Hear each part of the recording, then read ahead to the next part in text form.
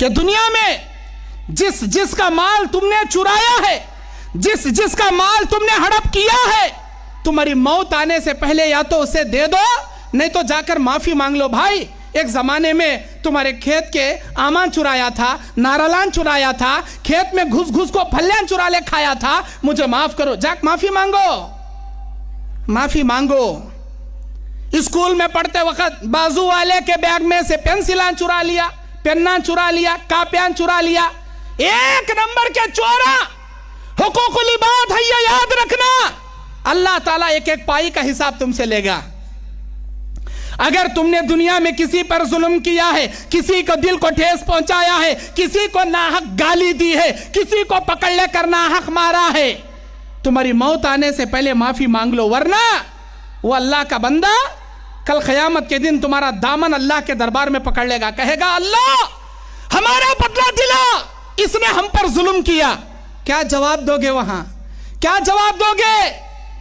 کیسا معافی مانگنا مول صاحب؟ ہمیں معافی مانگے تو ہماری عزت کم ہو جاتی، ہمیں ان کے سامنے جا کو معافی مانگے ہمارا گریڈ کم ہو جاتا۔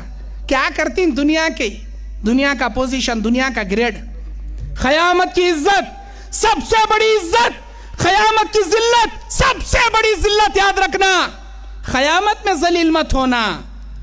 یہاں جا کر معافی مانگو گے 4 آدمیاں تم نہ دیکھیں گے وتج، لیکن قیامت میں اگر اللہ ذلیل کریں گا ساری دنیا والے تمہارا نظارہ کریں گے، ساری دنیا والوں کے سامنے اللہ ذلیل کریں گا۔ اللہ کے نبی علیہ السلام صحیح ابن حبان، صحیح ابن خزیمہ کی حدیث، خطبہ حجۃ الوداع کے موقع پر آپ نے کہا اے میرے صحابہ، میں نے اللہ کے پیغام کو امانت داری سے تم تک پہنچا دیا، کیا تم اللہ کے سامنے گواہی دو گے؟ ہاں اللہ کے نبی ہم گواہی دیں گے۔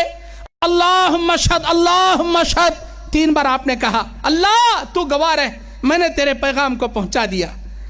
اس کے بعد اللہ کے نبی نے جو جملہ کہا، جو بات آپ نے اپنی امت کے سامنے کہا، وہ ہماری عبرت کے لیے، حقوق العباد کے چور، حقوق العباد میں کمی پیشی کرنے والوں کے لیے سب سے بڑی عبرتناک حدیث ہے۔ کائنات کے پیغمبر، ہم سب کے نبی، رحمت للعالمین جناب محمد الرسول اللہ صلی اللہ علیہ وسلم خطبہ حجۃ الوداع کے میدان میں اعلان کر رہے ہیں، اے میرے صحابہ، اگر میں نے تمہارے درمیان اتنے سال زندگی گزارا، میرے زبان سے یا میرے ہاتھوں سے جانے انجانے میں کسی کو تکلیف پہنچی ہو، میں معافی مانگتا ہوں محمد ابن عبداللہ کو وہ معاف کر دے۔ اگر مجھ سے غلطی ہوئی ہو، اگر مجھ سے کسی کو تکلیف پہنچی ہو، میں ان سے معافی مانگتا ہوں، وہ مجھے معاف کر دے۔ اگر کوئی معاف نہیں کرنا چاہتا، وہ آ کر مجھے بدلہ لے لے، میں حاضر ہوں۔ آپ کا یہ اعلان سن کر ایک صحابی اٹھ کر کھڑے ہوئے، ان کا نام عبداللہ ابن عتیق تھا۔ وہ کہنے لگے اللہ کے نبی، آپ نے مجھ پر مارا تھا ایک مرتبہ، میں بھی مار کر بدلہ لوں گا، میں معاف نہیں کروں گا۔ صحابہ تعجب، نبی کو مارنے کی بات کرتا ہے، سارے صحابہ حیران۔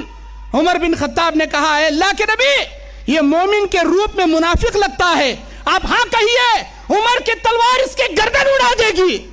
نبی نے کہا اسے کچھ مت کہیے، اسے سامنے بلائیے۔ اسے بلایا گیا، کہا کہ بھائی میں نے کب تجھ پر ظلم کیا، میں نے کب تم کو مارا؟ ہاں اللہ کے نبی آپ نے مارا تھا، میں بھی ماروں گا۔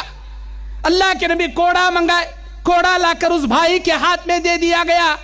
وہ بھائی کوڑا لے کر کہتا ہے اے اللہ کے نبی انصاف کیجئے، جب آپ نے مجھے مارا، اے اللہ کے نبی میرے پیٹھ پر چادر نہیں تھی، آج آپ کی پیٹھ پر چادر ہے، انصاف کا تقاضا ہے، چادر کو ہٹائیے، میں بھی ویسے ماروں گا جیسے آپ نے مجھے مارا۔ اللہ اکبر۔ نبی کریم صلی اللہ علیہ وسلم چادر ہٹا دیے۔ آپ نے کہا لے بھائی کتنے مارتا مار لے، مجھے تو یاد نہیں میں نے کب مارا، مار لے۔ اللہ کے نبی پلٹ گئے، مارنے کے لیے وہ صحابی کوڑا اوپر اٹھائے، ہاتھ اپنا اوپر اٹھائے، مارنے کے لیے ہاتھ اٹھائے، ہاتھ کانپنے لگا، ہاتھ سے کوڑا نیچے گر گیا، وہ نبی اکرم صلی اللہ علیہ وسلم سے لپٹ گئے اور گردن کے نیچے نبی کے پیٹھ پر جو مہر نبوت تھی اسے چومنے لگے، اسے بوسہ دینے لگے۔